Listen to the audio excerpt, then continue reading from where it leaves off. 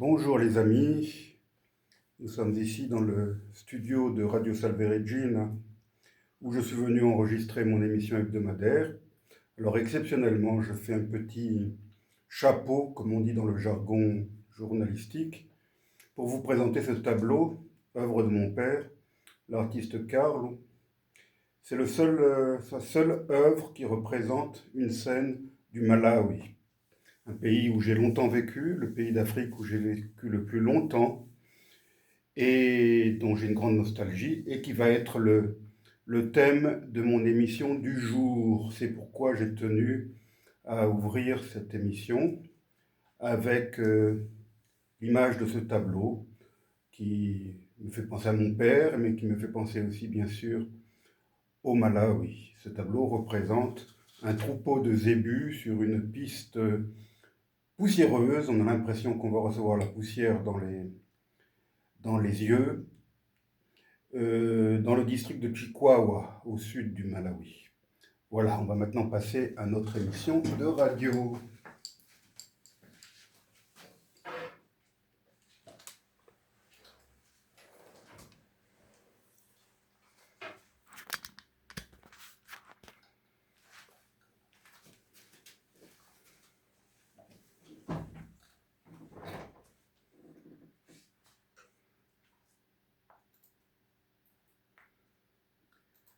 Bonjour chers amis auditeurs et auditrices, c'est Hervé Chesville à l'antenne. Très heureux de vous retrouver pour notre rendez-vous hebdomadaire Panorama Info. Le 6 juillet 1964, le protectorat britannique du Nyasaland est devenu indépendant sous le nom de Malawi. 2 ans plus tard, à la même date, le pays devenait la République du Malawi. 26 ans plus tard, 26 ans après l'indépendance, j'arrivais dans ce pays. C'était en février 1990.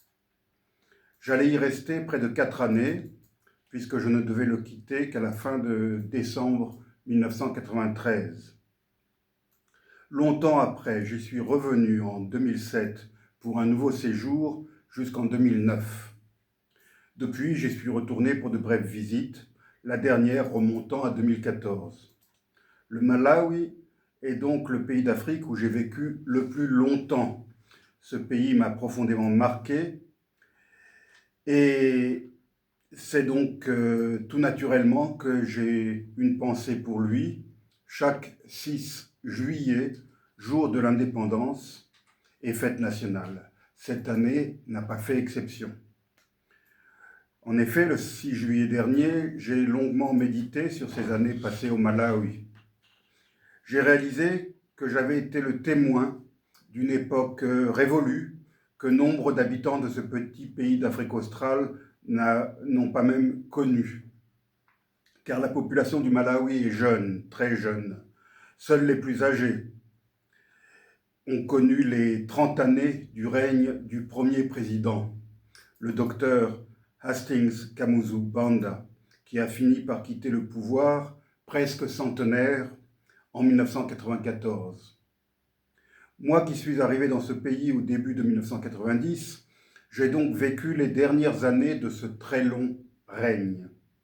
Comment pourrais-je oublier les années vécues sous ce régime tout entier basé sur le culte du vieillard qui le dirigeait depuis avant même son indépendance? J'ai encore en mémoire la voix chevrotante de ce presque centenaire qui, inlassablement, appelait son peuple to work hard in the fields, à travailler dur dans les champs, ou encore l'image de ce petit homme frêle, vêtu d'un costume tout droit sorti de l'époque victorienne britannique, coiffé d'un chapeau de gentleman de la City, et parfois même, pour les occasions solennelles, d'un chapeau haut de forme. Le contraste était grand entre cet accoutrement quelque peu incongru et ce chasse-mouche qu'il agitait frénétiquement en direction de la foule, tout en évoquant encore et toujours la fin des années 50, je rappelle que nous étions dans les années 90, et son retour au pays dont il entendait être le sauveur. D'ailleurs, l'un de ses nombreux titres officiels, et peut-être le plus utilisé, n'était-il pas Ngwazi, un mot tchétchewa, la langue principale du pays, pouvant justement se traduire par sauveur ou messie. Le 6 juillet dernier, j'ai eu l'idée d'enregistrer une vidéo en anglais dans laquelle j'ai livré quelques-uns de mes souvenirs de cette période si particulière. Et cette vidéo, je l'ai ensuite postée sur ma chaîne YouTube RVTV afin que la nouvelle génération de Malaviens puisse profiter de mon témoignage sur cette époque révolue. Aujourd'hui, j'ai décidé d'en faire de même pour vous, chers auditeurs, mais en français bien sûr, car ce que j'ai vécu au Malawi au début des années 90 est unique et je tiens à en parler. Mais avant de le faire, sans doute conviendrait-il de situer le Malawi, qui est un pays fort méconnu, pour ne pas dire totalement inconnu dans le monde francophone. En 1990, lorsque j'annonçais à ma mère que je partais pour le Malawi, elle fut étonnée et me demanda de lui préciser le nom que ce pays portait à l'époque coloniale, sûre de ses connaissances géographiques et certaine de pouvoir alors le situer. Mais après avoir entendu ma réponse, elle dut avouer que le nom de Nyasaland lui était en effet connu, mais pas suffisamment pour pouvoir localiser le pays. Je me suis trouvé devant les mêmes interrogations avec les différentes personnes rencontrées à qui j'annonçais mon départ prochain. L'une d'elles a même cru que je partais m'installer aux îles Malouines, ce nom étant quelque peu similaire phonétiquement de celui du pays où je me rendais, le Malawi. Le Malawi est situé dans le sud-est du continent africain. Il est blotti sur les bords d'un immense lac, véritable mer intérieure, le lac Malawi, troisième plus vaste d'Afrique, après le lac Victoria et le lac Tanganyika. C'est aussi le troisième lac le plus profond de la planète, après le lac Baïkal en Sibérie et le lac Tanganyika. Comme ce dernier, il est situé dans la vallée du Grand Rift africain. Le territoire du Malawi, d'une superficie de 118 000 km², est presque totalement constitué de hauts plateaux, d'une altitude moyenne supérieure à 1000 mètres au-dessus du niveau de la mer. Ce pays semble être l'antithèse de l'image négative de l'Afrique, solidement ancrée dans l'imaginaire de la plupart des Européens. C'est un pays pacifique qui n'a pas connu un seul conflit armé depuis son accession à l'indépendance. Voici donc 61 années. Le Malawi est original à bien des égards, à commencer par sa forme incongrue, celle d'une patate douce, coincée entre trois grands voisins, la Tanzanie, la Zambie et surtout le Mozambique, dans lequel il s'enfonce profondément, tel un coin. Original, le Malawi l'est aussi par son histoire contemporaine.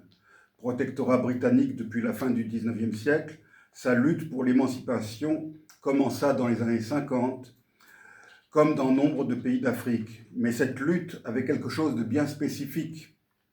Les leaders nationalistes entendaient, avant de revendiquer l'indépendance, lutter contre un projet de Londres relayé par les lobbies coloniaux. Le colonisateur avait en effet tenté d'intégrer au sein d'une fédération,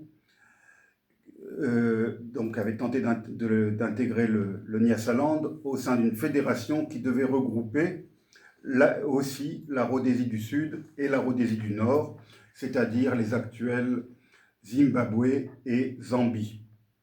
Dans ces deux derniers pays, les grands fermiers blancs étaient nombreux et avaient un poids déterminant.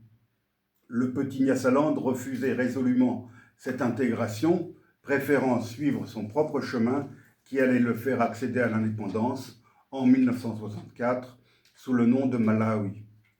Les 30 années qui suivirent furent celles de la dictature d'un seul homme, d'un culte de la personnalité démesuré, démentiel, que je qualifierais même de type nord-coréen, de l'omniprésence du Malawi Congress Party, le parti unique dont tout citoyen se devait d'être membre, y compris les enfants, même ceux à naître.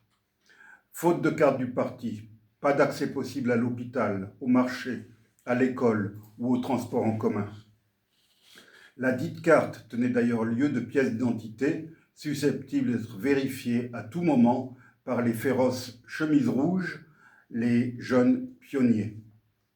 Le Malawi ne comptait pas d'opposants, ils étaient tous morts ou en exil, ou certains qui croupissaient dans des conditions inhumaines dans des camps ou dans des prisons sordides. Parmi les malheureux qui languissaient dans ce goulag malavien figuraient les témoins de Jéhovah, qui n'étaient pas parvenus à fuir le pays quand la secte, refusant le culte du président à vie, avait été interdite et ses adeptes persécutés.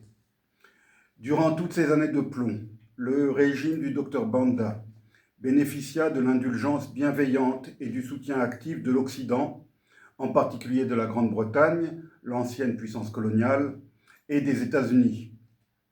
En effet, Kamuzu Banda était foncièrement anticommuniste.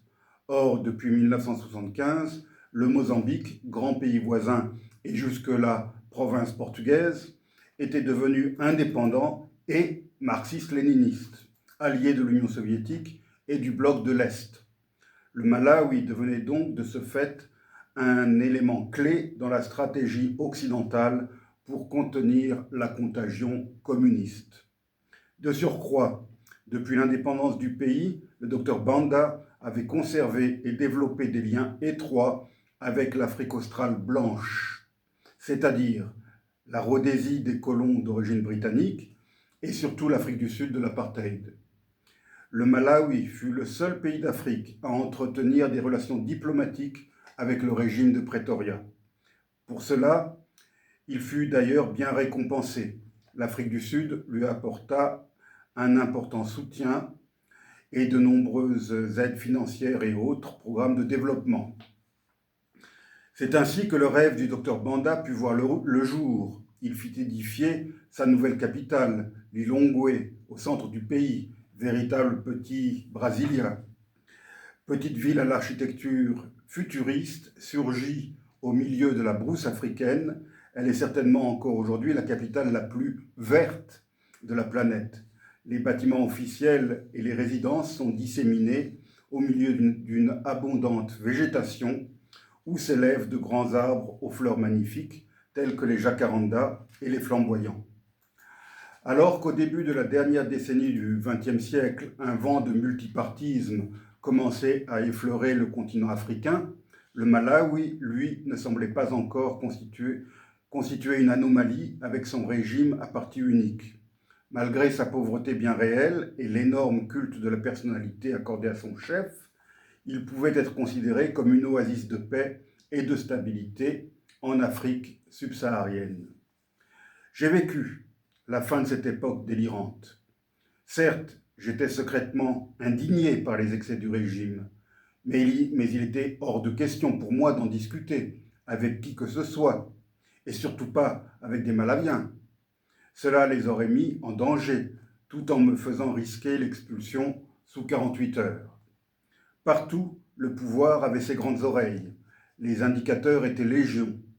Je fus le témoin des premières fissures de ce régime de fer et de l'automne du patriarche. Ce dernier était devenu quasiment sénile, son entourage immédiat le manipulait et dirigeait dans l'ombre. La vague de démocratisation qui, durant les années 90, balaya l'Afrique, finit par atteindre le petit Malawi.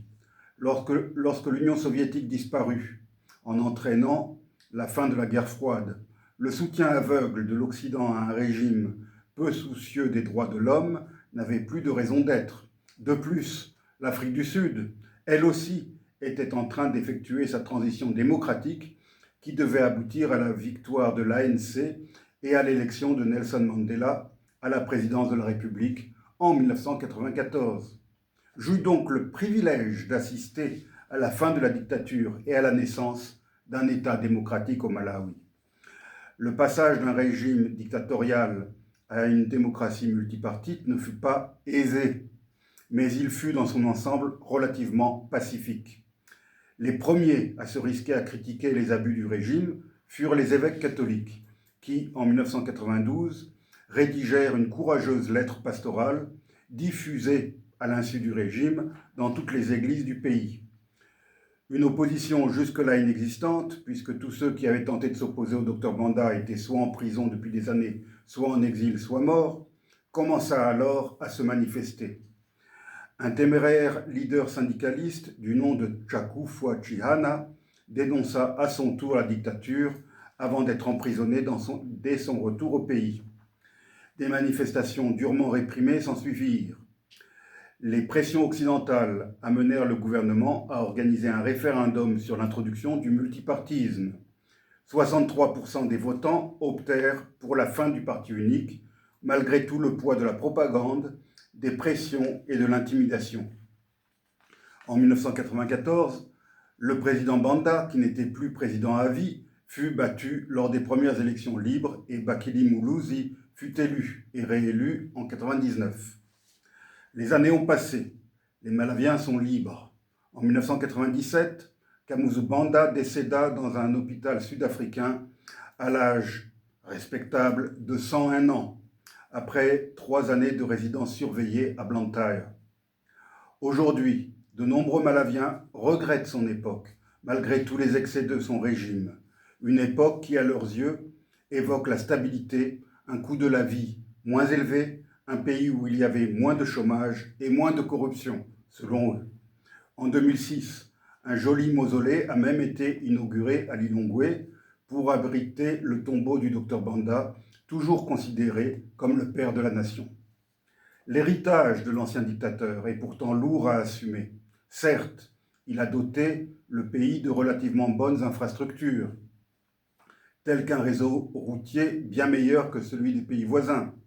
Il a même entrepris de prolonger le réseau ferré hérité de l'époque coloniale afin de tenter de désenclaver son pays privé d'accès à l'océan Indien. Certes, il a su forger une nation, la dotant d'un sentiment national bien réel, ce qui était loin d'être évident dans un pays aux frontières coloniales absurdes, peuplé de nombreuses ethnies et parlant de nombreuses langues, tribus qui autrefois étaient antagonistes. Mais il a aussi légué au pays 2 bombes à retardement qui ont fini par exploser avant même son départ. Ce sont la faim et le sida. L'ampleur prise par ces 2 terribles fléaux, souvent liés, durant les années 90 et 2000, est bien une conséquence directe de la gestion du vieil autocrate. Pendant les 30 années de son règne, le docteur Banda avait contraint son peuple à cultiver le maïs. C'est ainsi que les petits paysans du Malawi avaient peu à peu abandonné les cultures traditionnelles telles que le millet et le sorgho au profit de cette céréale. Ce changement a entraîné l'évolution des habitudes alimentaires. L'ansima, sorte de polenta de maïs, est devenue progressivement la nourriture de base de la majorité de la population. Il faut reconnaître que cette politique n'était peut-être pas, à l'époque, un mauvais choix, car le Malawi connaissait chaque année de bonnes saisons agricoles avec des pluies abondantes. Mais, à partir de 1992, le climat commença à changer. Cette année-là, le pays connut sa première grave sécheresse, conséquence du phénomène El Niño, associé à la disparition rapide des forêts. Le bois et le charbon de bois sont en effet utilisés pour faire bouillir l'eau et pour cuisiner, l'immense majorité de la population n'ayant pas accès à l'électricité. Le charbon de bois sert aussi à alimenter les séchoirs à tabac, ce dernier constituant la principale exportation du pays. Depuis cette première sécheresse, le Malawi en a connu bien d'autres. Comme le maïs ne peut survivre sans pluie abondante, le pays a, hélas, enregistré plusieurs récoltes calamiteuses depuis 1992. D'autres cultures telles que le millet, le sorgho, le manioc ou la patate douce auraient certainement mieux résisté aux sécheresses répétées. Elles auraient permis d'éviter la famine endémique qu'a connue le Malawi entre 1992 et 2006. Le second fléau est la pandémie du VIH-Sida. Certes, ce n'est pas le docteur Banda qui l'a introduit dans le pays, mais alors que cette pandémie commençait à se répandre dans les années 80, le régime, prude et conservateur du président à vie, a choisi de l'ignorer. Officiellement, Cette maladie n'existait pas et il était interdit de l'évoquer. Les gouvernements d'autres pays africains, tels que celui de l'Ouganda, avaient su mesurer l'importance du drame qui était en train de se jouer et ils commençaient à mettre sur pied d'importants programmes de sensibilisation et d'information. Le gouvernement du Malawi, lui, a préféré mener la politique de l'autruche. Le résultat de cette politique irresponsable est que les taux de séropositivité de la population ont littéralement explosé entre les années 90 et 2000. Les gouvernements qui se sont succédés depuis la fin de la dictature de Banda ont tous tenté de lutter contre le fléau, mais un temps précieux avait été perdu et la maladie continuait à progresser, alors qu'en Ouganda, par exemple, on constatait un net recul de son expansion, ainsi qu'un changement dans les comportements sexuels au sein de la nouvelle génération. Les effets combinés de la famine et du sida furent catastrophiques. Aujourd'hui, dans ce pays qui compte plus de 21 millions d'habitants, alors qu'il n'en comptait que 3 millions, je crois, à l'indépendance, l'espérance de vie n'est plus que de 59,7 ans pour les hommes et de 63,8 ans pour les femmes. La mortalité infantile y est de 76 pour 1000 et 60% des enfants souffrent de malnutrition chronique. À cause de la transmission mère-enfant du virus, 80 000 enfants de 0 à 14 ans sont séropositifs et moins de 5% d'entre eux accèdent aux trithérapies. Avec moins d'$1 par jour et par habitant, 65% de la population vit sous le seuil de la pauvreté absolue. Depuis son indépendance, l'économie du Malawi repose essentiellement sur l'agriculture, qui représente près de 30% de son produit intérieur brut et plus de 80% de ses recettes d'exportation. Sa population réside à 85% en zone rurale. C'est toujours l'un des pays les plus pauvres du monde, avec le PIB par habitant qui était en 2013 le plus bas de la planète et un indice de développement humain qui le situait en 2021 à la 169e place mondiale sur 191. La principale exportation agricole demeure le tabac, laquelle génère à elle seule 70% des recettes en devises du pays. En 2013, le Malawi était le 7e producteur mondial de tabac et le 2e d'Afrique. C'est aussi le 3e producteur africain de thé et le pays produit aussi beaucoup de coton, même si cette dernière culture ne cesse de décliner du fait de la concurrence déloyale des textiles synthétiques venus d'Asie. Le pays est aussi un exportateur de sucre. La culture de la canne à sucre lui permet de fabriquer de l'éthanol à usage de biocarburants, ce qui semble être une production d'avenir qui permet au Malawi de réduire sa dépendance à l'égard des importations de produits pétroliers.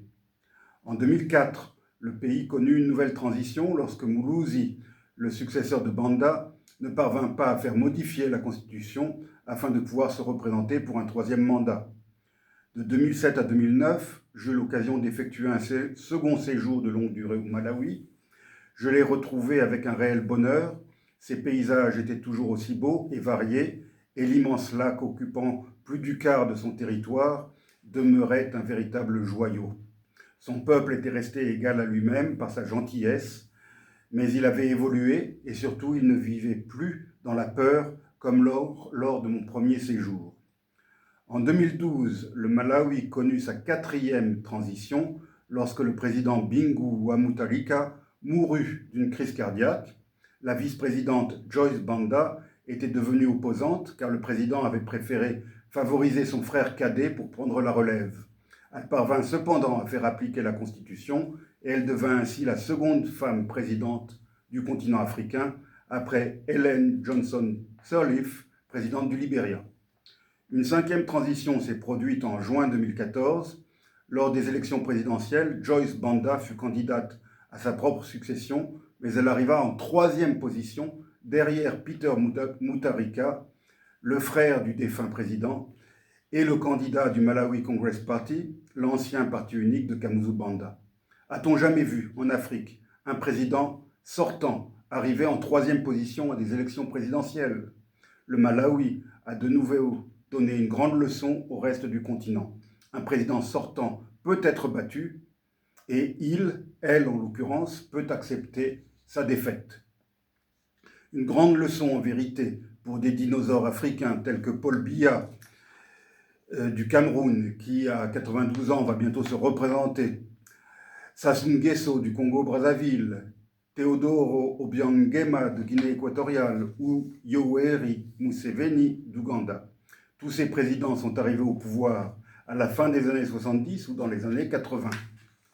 Une sixième et dernière transition se produisit lorsque Lazarus Chakwera défie le président sortant lors de l'élection de 2020.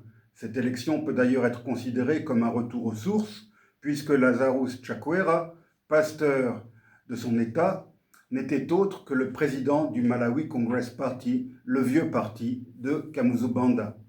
Avec Chakwera, c'est donc l'ancien parti unique qui est revenu aux affaires. Cette victoire illustre à merveille le sentiment que je décrivais tout à l'heure, une certaine nostalgie pour un passé révolu, pour une époque durant laquelle la vie était moins chère, durant laquelle il était moins compliqué de trouver un emploi. En 2025, Lazarus Chakwera est d'ailleurs parvenu à se faire réélire pour un second et dernier mandat. Mes auditeurs l'auront compris, je pense. J'ai beaucoup d'affection et surtout une grande nostalgie pour ce pays inconnu des Français qui, le 6 juillet 2025, a célébré 61 années d'indépendance. Je souhaite que cette petite émission leur permette de s'intéresser à ce pays d'Afrique et pourquoi pas le visiter. J'ose espérer que cette émission sur le Malawi contribuera à attirer l'attention sur un État stable, démocratique et respectueux des droits de l'homme.